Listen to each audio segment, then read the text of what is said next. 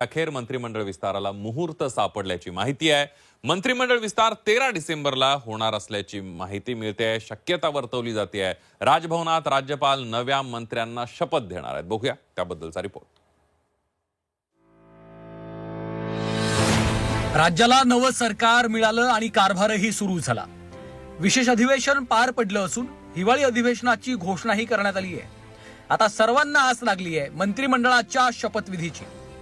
नव्या मंत्रिमंडळाचा विस्तार 13 डिसेंबरला होण्याची शक्यता वर्तवण्यात आली आहे। राजभवनात राज्यपाल नव्या मंत्र्यांना शपथ देणार आहेत अशी माहिती आहे।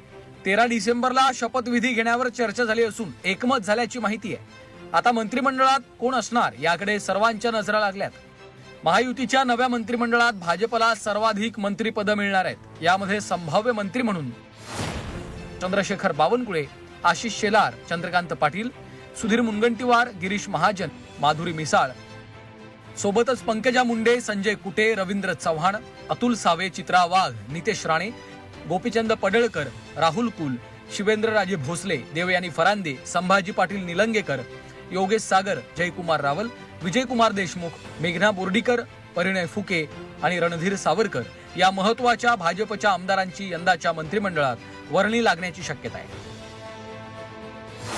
महायुतीमधील शिवसेनेकडनं अनेकांची नावं चर्चेत आहेत। यामध्ये दादा भुसे, गुलाबराव पाटील आणि आशिष जयस्वाल, शंभूराज देसाई, उदय सामंत, दीपक केसरकर, संजय शिरसाट, प्रताप सरनाईक, भरत गोगावले, संजय राठोड, आमशा पाडवी यांचा समावेश होण्याची दाट शक्यता आहे। तर राष्ट्रवादीला या महायुतीच्या नव्या सरकारमध्ये 7 ते 8 मंत्रिपदं मिळण्याची शक्यता आहे। यामध्ये छगन भुजबळ, धनंजय मुंडे, संजय बनसोडे, हसन मुश्रीफ, अदिती तटकरे, नरहरी झिरवाळ, इंद्रनील नाईक, संग्राम जगताप आणि सुलभा खोडके यांची वर्णी लागण्याची शक्यता आहे। मंत्रिपदासाठी अनेकांनी देव पाण्यात बुडवून ठेवले। 13 डिसेंबरला मंत्रिमंडळाचा शपथविधी होणार का याकडे आता सर्व इच्छुकांच्या नजरा लागलेल्या आहेत। कपिल राऊत, झी 24 तास, मुंबई।